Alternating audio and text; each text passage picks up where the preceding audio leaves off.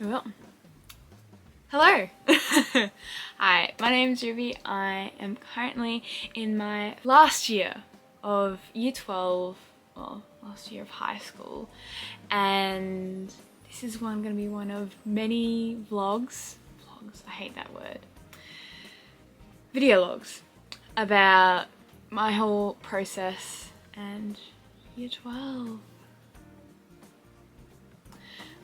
So I'm currently in year 12 in Australia, and it'll be an exciting time, hopefully. So what basically is going to go down is that I'll hopefully do week by week videos of my progress in my textiles folio, which will be very interesting. Basically my whole production process and funs and laughs, and hopefully you'll get to see a glimpse of what textiles is like in year 12.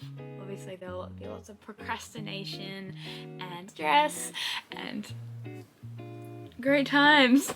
So yeah, but let's have a rundown of kind of what I've got so far. So a little bit of a rundown of the brief I have on my computer. So I am the end user as of this point, and I have requested, or my end user Ruby has requested, that I design 3 innovative and original outfits to wear for a weekend in the high country. So I have 2 of the 3 outfits be casual outfits, and one of them has to be a formal dress. It is stated in the brief that the end user is interested in sustainability and cottagecore aesthetic, which has been very, very prominent in the last year with the pandemic, and also just the wanting to have a simpler life with animals and yeah, just being isolated. Pretty much. I've stated that my end user is very open to any design, silhouette, but they have like specific needs. The design has to be completed by the 20th of September. That deadline is not necessary because I don't know when the end of the year finishes. And so what I've done already for my research is that I've researched the history of cottagecore. It is so interesting. I definitely recommend anybody read it because it definitely goes further than I've imagined. I've also done a survey online of most of my friends who are the same demographic as the end user. Then we have lots of fibre research, considering that the brief is directed around sustainability and cottagecore. There is a lot of textual impacts, like textural impacts into the project. So I've researched natural and synthetic fibres, natural including like linen, hemp, cotton, rayon, all that kind of stuff.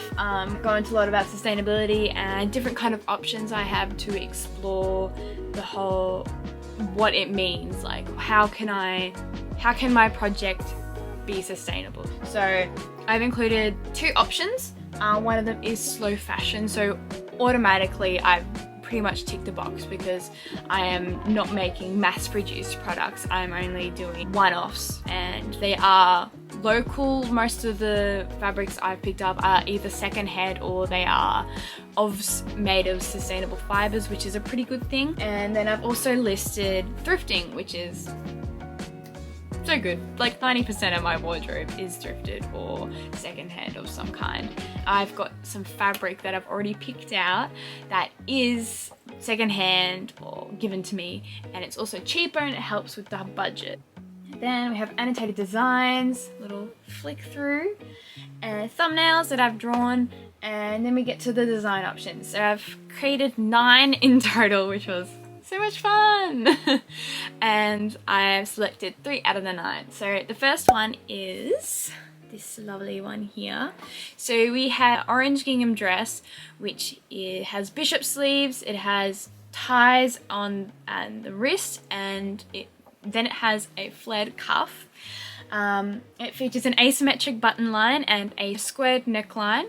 It also has a zipper at the back, and it is still modest, but it does have a short, not mini skirt, but like a nice length skirt. Next we have one that is inspired by the 1980s like power suit kind of movement in the 1980s, as we've probably seen with a lot of trends nowadays, and especially in the late 2010s, is that there has been a lot of power suits and like casual suiting in fashion trends. And so I've kind of put my own little twist on there. So we've got a pair of high-waisted brown, dark brown, like almost chocolate hazelnut kind of colored wide-legged tailored pants.